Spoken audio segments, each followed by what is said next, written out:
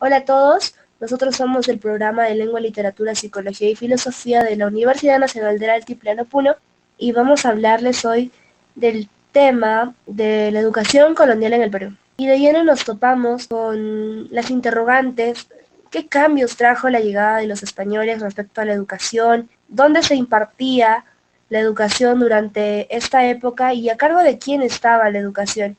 En los siguientes minutos daremos respuesta a esta y otras interrogantes. El Virreinato del Perú fue fundado el 20 de noviembre de 1542 con las nuevas leyes indias, promulgadas por el rey Carlos I, hasta 1824, fecha en la que se dio la capitulación de Ayacucho. Durante este periodo de tiempo, la educación tendrá grandes cambios. Por un lado, los propósitos y fines de la educación en la época colonial del Perú eran bien claros y plenamente bien establecidos. Se resumían y eran básicamente dos: formar buenos cristianos y buenos súbditos.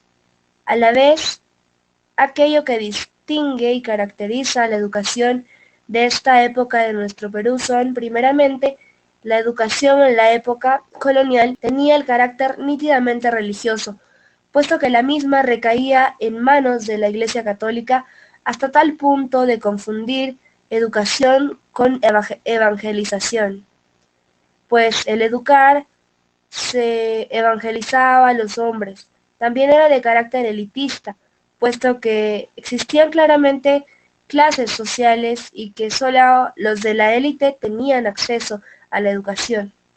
Dogmática, al ser incuestionable por el estudiante, la educación impartida en ese entonces; memorística, al optar el memorismo como método de enseñanza y a la vez rígida por la alta exigencia y presión del estudiante de esta época, porque aprendiese. Optaron los castigos corporales para su formación académica, de ahí esas frases criollas de la letra con sangre entra y al rincón quitacalzón. La educación colonial del Perú significó un cambio respecto al lugar donde asistían los estudiantes a recibir sus sesiones de aprendizaje.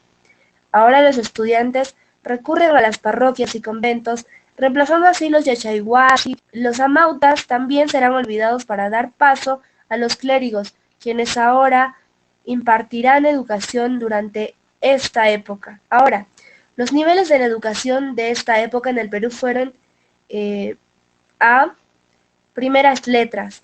Las primeras lecciones impartidas era por ley que fuesen conocidas primeras letras, siendo aquí donde se les enseñaba a los alumnos sus primeras lecciones, donde estos recibían clases de lectura, escritura, recitación y doctrina cristiana, por lo cual se puede comparar con la educación inicial de hoy en día.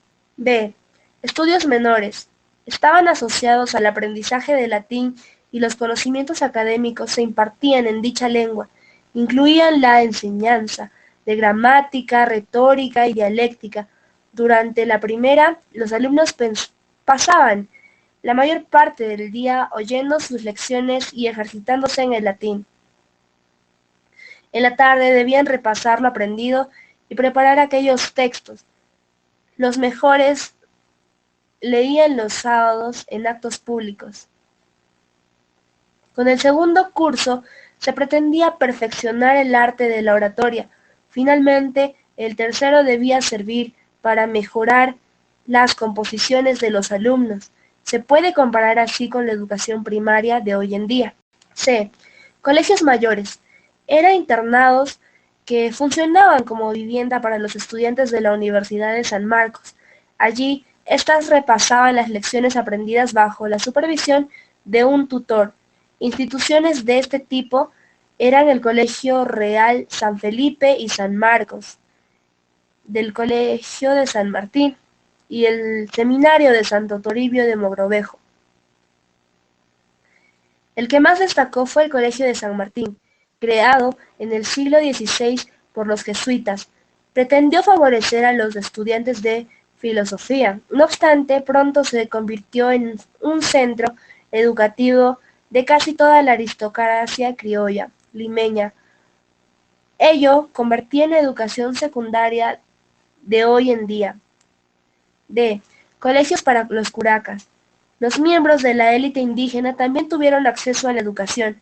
Para los curacas o caciques se crearon dos colegios: el Colegio del Príncipe, creado por Real Cédula, y el Colegio del Rey Carlos III.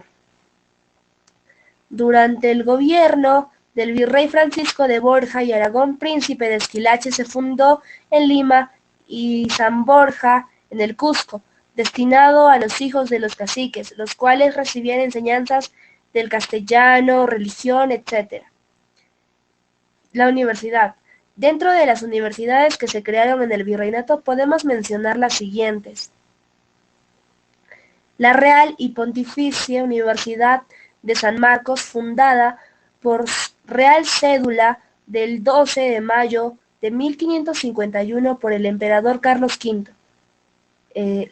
Otra de las universidades es la de San Cristóbal de Huamanga, fundada en el año de 1667. Le sigue la Universidad de San Antonio de Abad del Cusco, fundada en el año de 1692. Y bueno, por último, la Universidad San Agustín de Arequipa, fundada en 1714. Cabe mencionar que lo que se enseñaba en las universidades de la época fue una continuación de lo presente en los colegios. Las materias fueron las siguientes: la de filosofía y artes tuvieron una singular influencia tanto como en el pueblo español como en el indígena.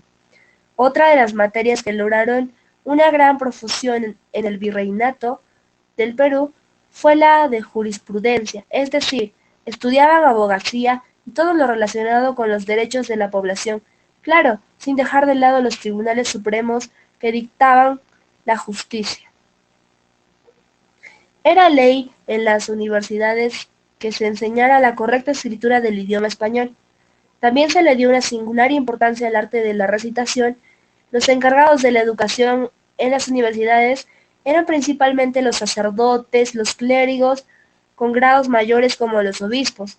Por último, la educación de la mujer de la época colonial en el Perú, aún con el predominante pensamiento machista, las mujeres tuvieron acceso a la educación. Fue los beatarios donde la mujer en esta época recibía educación, donde aprendía lo mismo que en estudios menores, y adicional a ello se le enseñó a preparar alimentos y otros quehaceres del hogar.